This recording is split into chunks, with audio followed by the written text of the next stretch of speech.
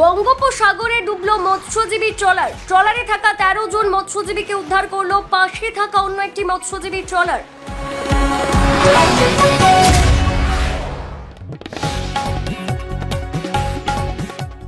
মৎস্যজীবী ইউনিয়ন সূত্রে খবর, প্রাকৃতিক দুর্যোগের নিষেধাজ্ঞা কাটিয়ে আজ ভোর 4টে নাগাদ নামখানার 10 মাইল ঘাট থেকে 13 জন মৎস্যজীবী নিয়ে এফবি শাকিলা নামে একটি ট্রলার গভীর সমুদ্রের উদ্দেশ্যে রওনা দেয়।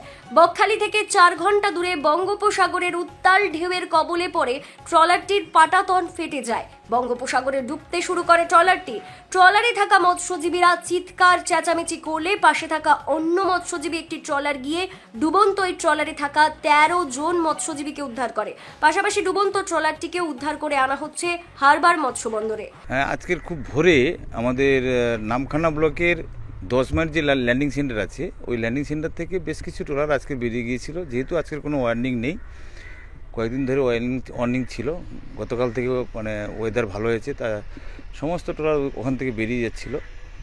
তো যেতে যেতে আমাদের এই 10 মাইল থেকে পরবর্তী হচ্ছে আমাদের জম্বুদ্বীপ থেকে প্রায় পশ্চিম দক্ষিণ দিকে প্রায় সকাল 9টা সাড়ে 9টার দিকে, সেই সময় 13 জন ফিশারম্যান সহ শাকিলা ট্রলার এবং মালিক হচ্ছে হান্নান মোল্লা, 10 মাইলেই বাড়ি।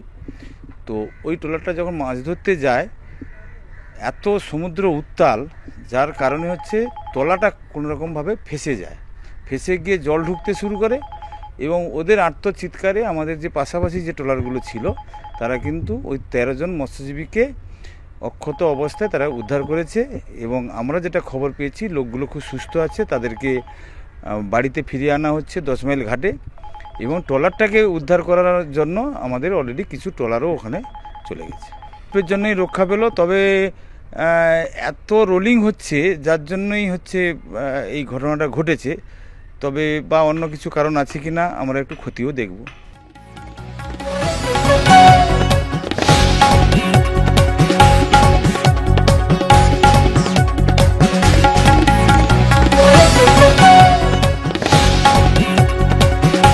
নামখানা থেকে মুন্না সর্দারের রিপোর্ট, কাকদ্বীপ.com।